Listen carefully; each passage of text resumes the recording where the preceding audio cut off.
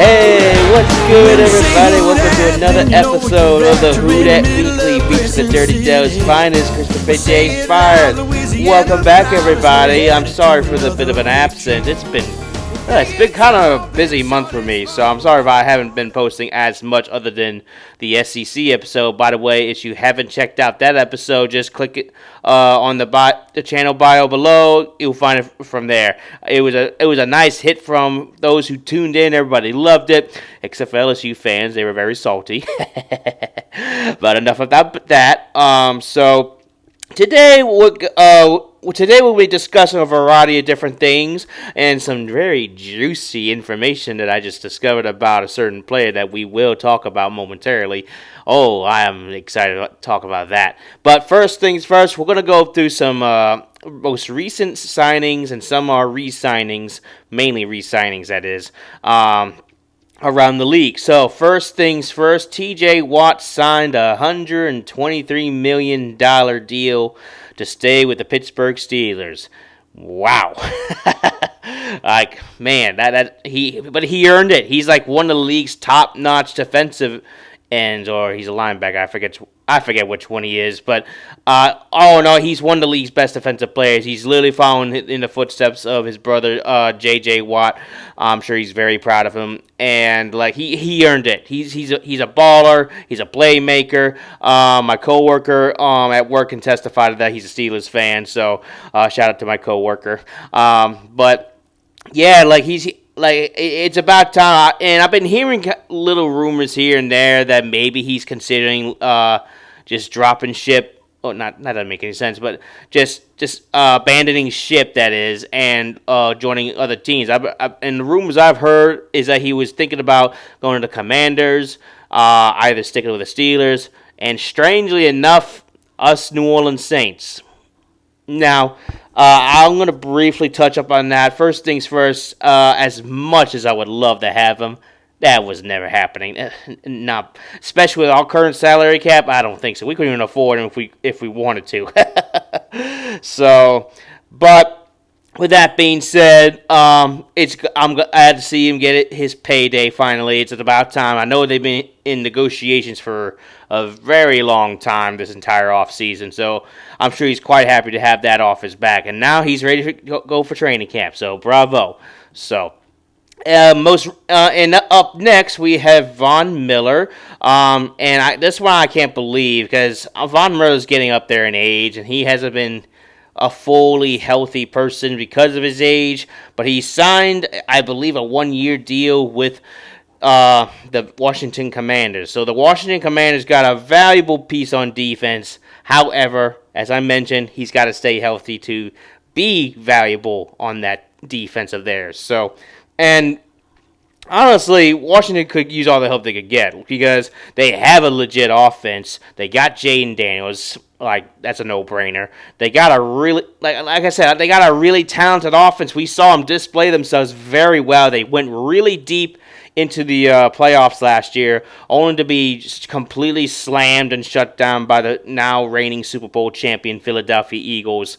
So it's only a matter of time that they get a defense to complement that offense of theirs. And Von Miller is a good upgrade. Now, again, he's got to stay healthy, so that's key there. And on top of that, he's got to remain on the field.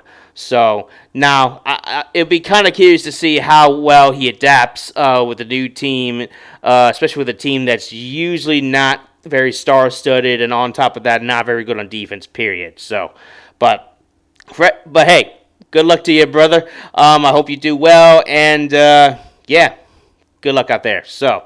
The Kansas City Chiefs also signed somebody last week. I think I missed it, but I don't remember who it was. But it was like, I think he's now one of he's the top 5 best linemen, like in terms of offensive linemen out there. And he inked himself a big deal I saw last week, and I can't remember. I for some reason I can't find his name anywhere. So, but with that being said, it's he got his bag, essentially. So congrats to him. So, and now that leads me to Saints. The Saints also signed somebody. In fact, they signed 2 people. One of them who is part of our rookie class, and the other is just a veteran defensive end. This veteran defensive end is named Jonathan Bullard. Now, I did a little research before I jumped into this because I don't know who he was, so I looked into it. But he's been around the league for quite some time.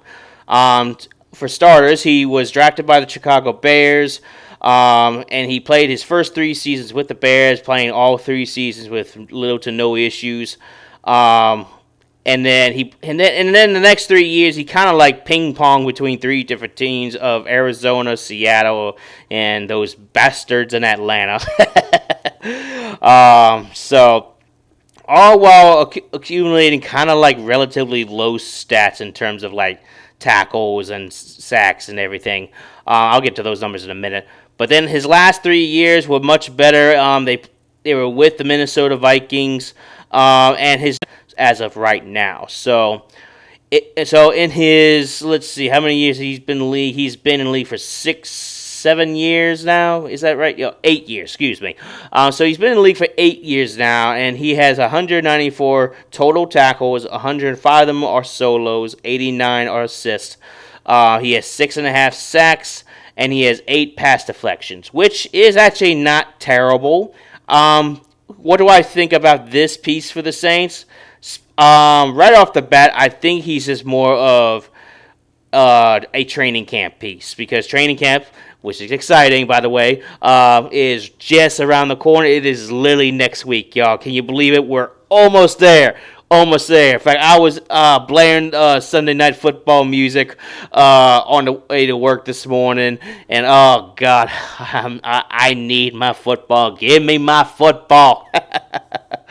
So we're just around the corner, y'all. We just gotta hang on, y'all, because after next week, which is just training camp, the following week we have our first preseason game. Not with the Saints. I think so. No, yeah, definitely not the Saints. No, I think the Hall of Fame game comes up first. I don't know if it's coming up after the second week of training camp or the third week. I'll double check on that. So, but nonetheless, football is almost here, y'all. We just gotta hang in there a little longer. I gotta hang in there a little longer because I'm driving me crazy watching all this baseball and golf and soccer. Sorry, soccer fans. So we just gotta hang in there. So, but anyway, going back on topic here. So Jonathan Bullard, I think he's just a training camp piece, and now he has a lot of great experience that maybe he might make the team with. He might just be there as a veteran piece for training camp, or he might end up being like on a practice squad. I don't know what the Saints' plans are for him. But at the same time, we don't know what the hell is going on with his team. So, like, this whole team is brand spanking new. But adding a veteran presence to that defensive line that clearly needs it, and we could use all the help we can get, I'll take him anytime. So, now we'll have to see how he plays during preseason, assuming he's playing in preseason. So, we just got to play the waiting game, folks. So, that's all I got for him in terms of the Saints. Now, the second one, which happened today, happened with our second-round pick quarterback, Tyler Shough. He finally inked his deal with the Saints. He got a fully guaranteed contract of just $10 million, which is expected. He's just a second-round pick. Second-round picks don't need more than that, and plus they're rookies, so it's not like he's signing like a $100 million deal or anything like that. So the question everyone's been asking, though, is like, why did it take him so long to sign with us? What did he not? Was he like being picky about contracts, or were the Saints just being slow or reluctant? And at first I was inclined to believe either one, because I didn't think Tyler Shough would be that kind of player to be like holding out on a contract. But I found some interesting details, and this is all credit to Ross Jackson. Shout out to Ross Jackson on his Saints podcast. You could go check him out. I'll post his link in the channel description below. So Ross Jackson, he's been covering this for a little while now. In fact, this is all part of a bigger picture that I'll mention momentarily about the NFL current collecting bargaining agreement, which have to start considering renewing next season. And this is a big topic because second round picks lately have been getting guaranteed contracts, which in the past is usually not a thing, because when you think of a second round draft picks, you don't think of them getting a guaranteed contract. But lately it's been happening a little more consistently, and there's no proper NFL guidelines in the current CBA, the collector's bargaining agreement, that indicates if a second round pick can be guaranteed a contract like that. So, or just like a contract that guarantees X amount of money. So that it's been a little confusing. So I've been trying to keep my best attentive skills by keeping track how this is all operating. But so this is how it comes down. This is all credit to Ross Jackson. So Ross Jackson said that certain early second round picks can qualify for guaranteed contracts, and that usually ranges from like pick 33 up to pick 40 or something like that. Pick 41 and above, well, I'm sorry, y'all don't get fully guaranteed contracts. So reason being is because usually those early second round picks usually end up being really good players, and some very underrated good players as well.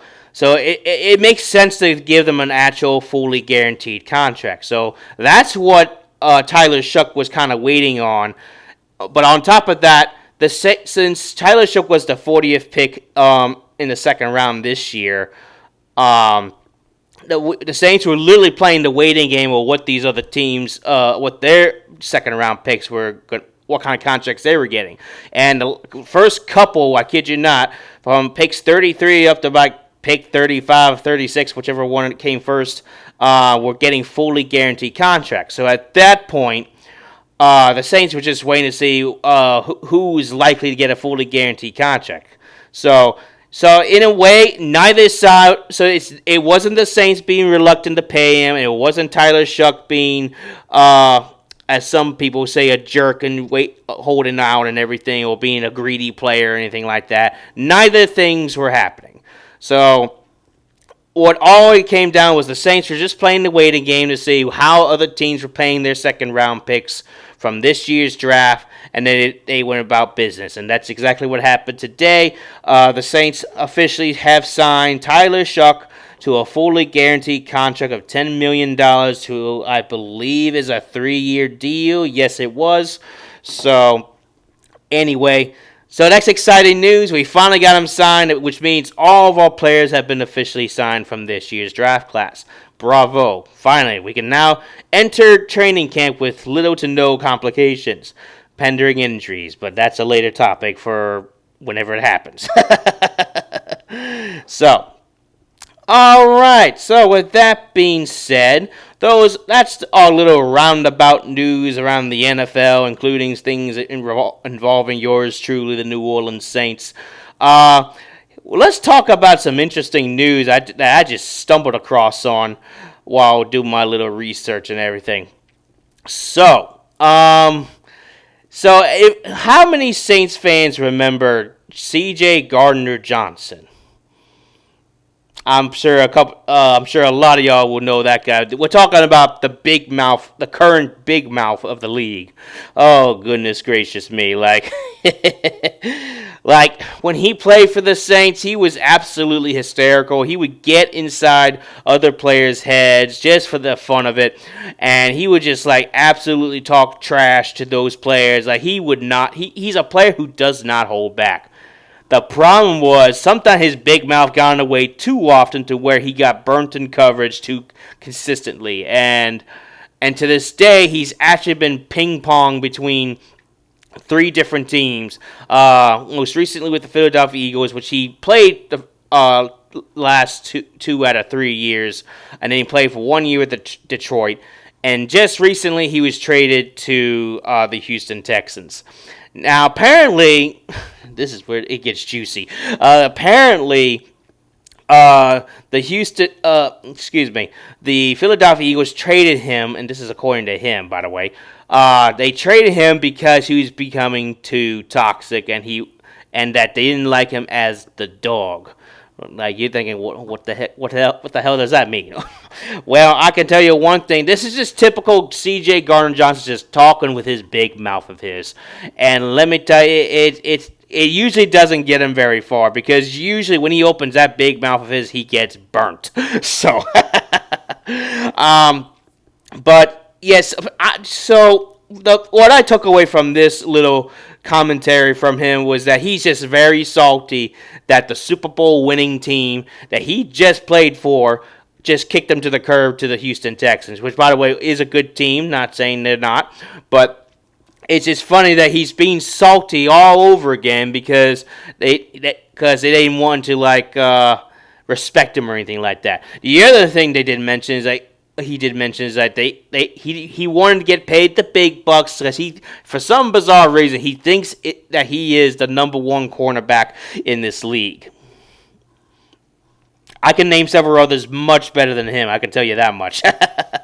So, not saying that he's not a bad corner, but I know several other corners that are significantly better than C.J. Gardner-Johnson, and it's not even a contest. It's not even close. Marshawn Lattimore, when he's hurt, he's still light years better with him. He's currently with the Washington Commanders. He's actually a former New Orleans Saints. Wish we still had him, but here we are. But so yeah, it's just funny how he's trying to stir that pot all over again, and he's trying to get whatever fans he has left to be on his side, and we'll see how this plays out for him, because like I said, anytime he opens his big mouth, he instantly regrets it later on. And it wouldn't surprise me if he starts getting burnt for the Houston Texans, because I'm sure my friend Will, he's a Houston Texans fan and part of our now former Idiots in Uniform podcast. He was excited at first. I was like, oh, brother. You might want to hold that excitement, because we've seen him play. He has his good moments, but he does get burnt quite often. So brace yourself. Oh God, I just love when juicy details like that come into play. I just love talking about stuff like that. So, but yeah. Anyway, with that being said, yeah, so that's the juicy details for today. So I'm going to quickly talk about what I'm expecting for training camp this season. So, training camp, as I mentioned, just around the corner, literally next week. And what do I want to see this year entering training camp? There are three key groups I want to see. The biggest obvious one is quarterback room. I'll elaborate that momentarily. The next one is running back room. That's another one. The third one is the O-line group. So, now, if you wonder why wouldn't I care about the defense? I think the defense is actually going to be just fine. That might be a hot take, but I really think they'll be just fine. In fact, let's go ahead and talk about them first, because they were on my honorable mentions of top storylines of Saints training camp 2025. So, the defense, I think, drafted enough good players from this draft, and also signing players, whoever they signed from this offseason. I think they could potentially be a top 15 ranked defense, maybe a top 10. Now I know that sounds like a hot take right there, but just stick with me for a minute. Here's why. We have Cameron Jordan. Yes, I know. He's old. He's about to retire after this season, but he's still one of our best players. We have Demario Davis. Even though he's aging, he still has that boom that he carries with that defense. We have Tyrann Mathieu. Again, aging guy. I get it. But he's a veteran. He's a veteran that is a ball hawker still to this day. And then we got Alontae Taylor. Alontae Taylor when he's in the right spot, as long as he's not playing in the slot on defense, he is a ball hawker. He is a manhandling defensive back, or really a safety actually. He is a safety that we need that can ball hawk and rush you to the ground. Like, he is a ball player. He's one of our best players, no doubt. There's no doubt about that. And then from what we drafted this year, we got Jonas Sanker, who I see a lot of potential in. I expect him to like kind of fill in for Tyrann Mathieu when he's like gassed or something like that. He shows so much promise, and I already made my praises for this draft class. I think I gave him like a B plus or something. I can't remember. You have to go watch my draft class video in my podcast. So, sorry, stumbling over my words. So, but anyway, so I really like this draft class, but it's not just the safety group. Let's get into more linebacker group. Danny Stutzman. Danny Stutzman, who as I mentioned in that draft class episode that I made weeks ago, or should I say months ago now, he was an all SEC linebacker, and before Oklahoma entered the SEC, he was an all Big 12 linebacker. He was one of the best linebackers in the nation, and the fact that he is with us now, oh man, I can't wait to see him ball out. And he's a team leader. He's something that we're looking for. He could be a great replacement for Demario Davis once he calls a career, which I expect should be happening either after this season or after next season, whichever comes first. But that's just another example. And then we drafted a bunch of, and then we have some undrafted players. Like the Wake Forest guy, I can't remember his name. That sounds terrible because I did talk about him. But we got guys like him. We got the Syracuse guy. Khalil Diggs. There we go. It's coming back to me. Khalil Diggs. He the defensive end from Syracuse that we drafted. We have a lot of talented players on defense that I'm very excited about. So that's why, even though the team will be mainly young players, and I don't expect them to just gel out right off the bat. If they do, then that's quite a miracle.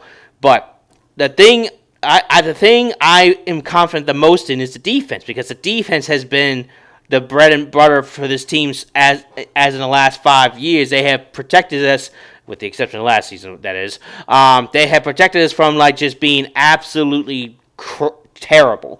And even though we had really bad offenses those last 5 years, the defense has been there consistently to bail us out. I expect them to do the same thing again this year. They might take a step back because we're having a whole new defensive system being installed. We got a lot of young talent entering the picture. So I get it. So yeah, there's a lot of skepticism with the defense. But I have enough faith in the defense to believe in them enough. And I think I really truly believe they will get the job done. And if they don't, well, you can shoot the messenger here. So, all right. So let's get into my top 3 storylines, targets for Saints training camp 2025. I'm going to start with the O-line.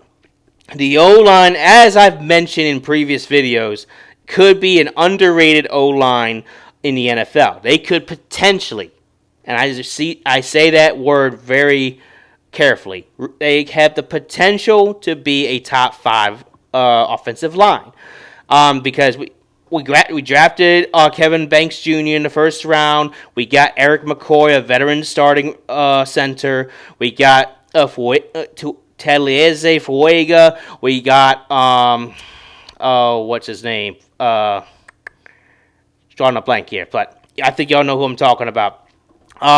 We kind of rotated players around I can't believe it'll come to me, but y'all know exactly who I'm talking about. But with that being said, we have a lot of talent on this line.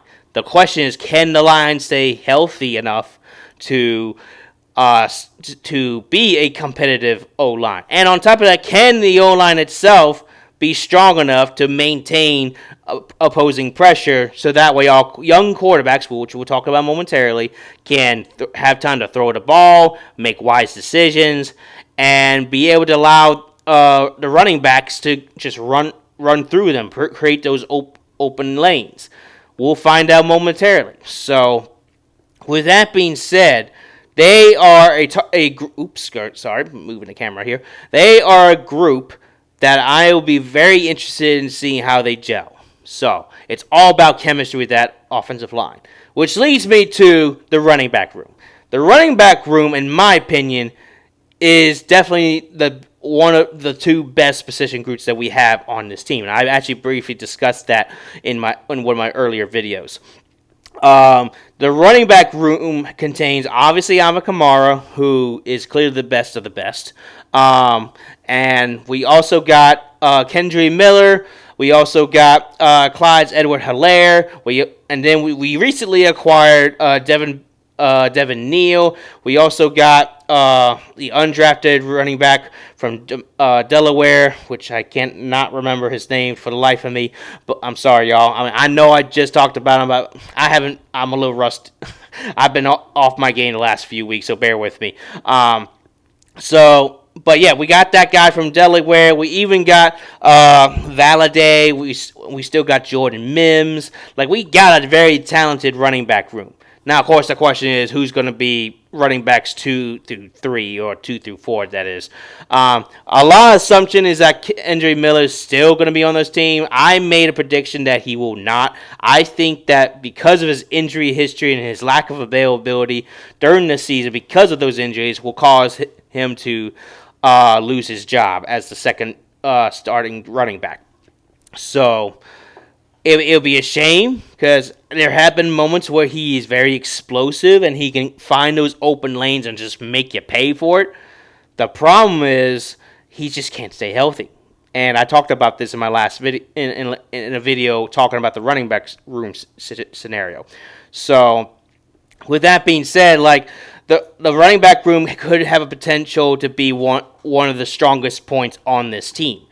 And if you're wondering about Clyde Edwards-Helaire, I still have enough faith in him, despite what some people might think. They say he's washed and everything. Well, we barely saw him play last season. Let's put it up there for starters. So plus he has been a very good running back for Kansas City at the time before he took that sabbatical a while back. So he's probably just a little rusty. I wouldn't expect him to just bounce back right away. But I do believe in him enough to think that he might be worthy of competition for the second running back spot. So only time will tell.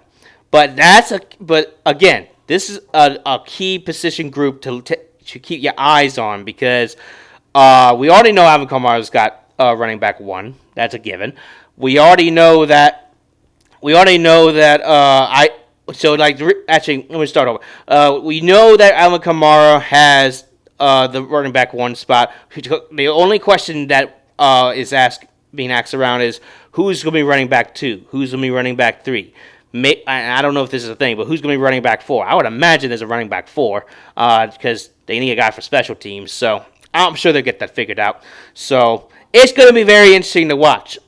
And now let's talk about the biggest question of them all and the biggest highlight and the biggest story for this training camp season, the quarterback room. This, by far, is the most interesting scenario that I have ever seen with the Saints in my time as a Saints fan. And I've been a Saints fan my entire life. Maybe not as long as, say, compared to some of my older generation folks out there. They've probably seen far worse scenarios. I believe y'all 100%. I'm sure y'all have seen the Archie Manning days and whoever else is out there that was really bad at the time. Y'all seen far worse. I get that. But for me, this is interesting because it's nothing but young quarterbacks. There's no veteran quarterback on this team. And excuse me. Coach Kellen Moore made it very crystal clear that they are happy with the group of quarterbacks they have now. He's excited to work with what he's got, and he really can't wait to really groom these youngsters. And that gave me enough confidence in him, or really not in him, but that gave me enough confidence in our quarterback room to, if he sees a lot of potential, then I'm going to see that same potential. Because at the start, I was like, maybe we should get a veteran quarterback. But at the same time, I started thinking, you know what? We've been using veteran quarterbacks for way too long now. It has not worked out. So, with the exception of Drew Brees, obviously. But Drew Brees was pretty young. Still, he only played 2 or 3 seasons with the Chargers. So that's different. But that's a different scenario. I'm talking. When I say veteran quarterback, I'm talking about someone who's got 5 or more years in the NFL, like Derek Carr, for example. So that was a mistake. And we had Jameis Winston come in. That was also a mistake. We've had many other random veteran quarterbacks come in. They were mistakes as well. It just didn't work. That is why I am very excited to see what this quarterback room is made of. So the current quarterback room is Tyler Shough, who we all think will be an expected starter for this season, but that could change. Spencer Rattler, who is a runner-up, who has the most experience right now compared to everybody on that quarterback roster. Then we got Hunter Deckers out there, and then we got wow, that's bad when you don't remember that dude's name. But I think y'all know who I'm talking about, the show model guy from, ironically, from Fresno State. So, anyway, so with that being said, it's going to be interesting to see. And now, I still believe that Radley will be a starter. I believe that. I think he will get an actual shot with the starting quarterback position, because I think Orr's going to try and test him out, see how he does. Now, he may just simply test him out during preseason coming up. Who knows? But the general assumption is that Tyler Shough could be the starting quarterback next season. I'm not so sure, because Rattler has been balling out during rookie mini camp and the mini camp itself. The rookie training camp and mini camp all together. So he has been balling out. Now, of course, again, I said that take it for a grain of salt, because training camp is a lot different compared to mini camp and rookie training camp. So that's where we really get to see what they're really made of. And then preseason comes along, we get to see what they're really, really made of. And you know, it's not worth repeating myself. So, but regardless, is that this situation that we have right now is going to be fascinating. In fact, it's going to be so fascinating, we could possibly see Tyler Shough and Spencer Rattler be starters at the same time. Well, not the same time, but they're going to be starters during the same season, is what I'm trying to go for. And I'm very curious to see how that works out for them.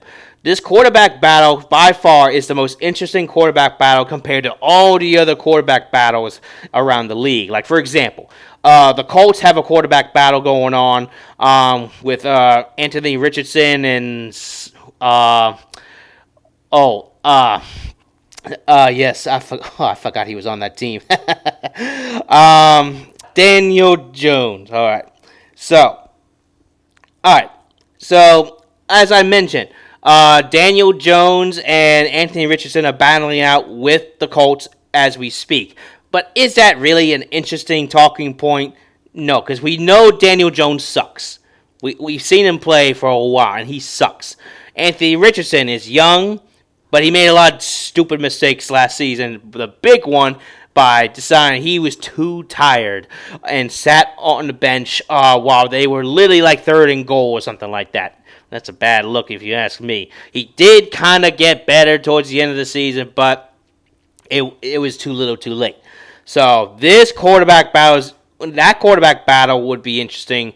But I think the fact that we have mainly rookies on this team, with the exception of Spencer Rattler, we have a lot more interest in terms of how this quarterback could shape up. Who could be a starting quarterback? Who's going to shine the most? Which quarterback will outperform the other? We don't know because there's so much uncertainty with that particular roster spot. It's really up in the air. It's anyone's spot.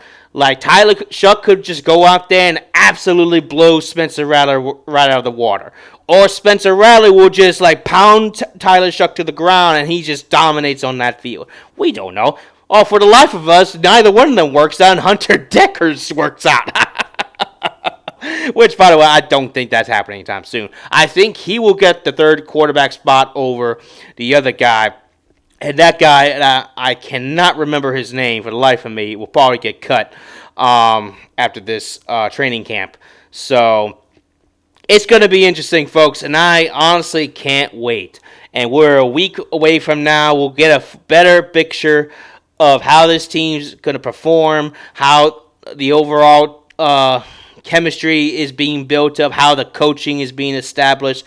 I can't wait, folks. In fact, I'm thinking of attending one of their training camps sessions this year. So if I do that, I'll probably post some on my next podcast episode. I'll probably post some live reports from training camp, but we'll cross that bridge when we get there. So yeah. Anyway, that's all I got for today. Thank y'all for tuning in. I'm sorry I was a little kind of forgetful here and there, but once I get back in the swing of things, it starts coming back to me. So, plus I always post the names at the end when during the video, so y'all can see who I'm talking about. So, yeah. But anyway, thank y'all for tuning in. If you haven't seen my last video, which was the SEC videos, just click on one of the options below or click in the description below. You can find my channel from there. Don't forget to follow me on social media. I've been on a social media break for a while, but I still post on my social media accounts in regards to my podcast. So check those out. Like and subscribe. Give them a follow. Give them a like. Do whatever you want. Broadcast my podcast out there because I'm trying to get y'all's local support. So, anyway, that's all I got for today. Hope you guys enjoy this video. Alright, gang, we'll see y'all next week for training camp news. Alright, take care. Who that, baby?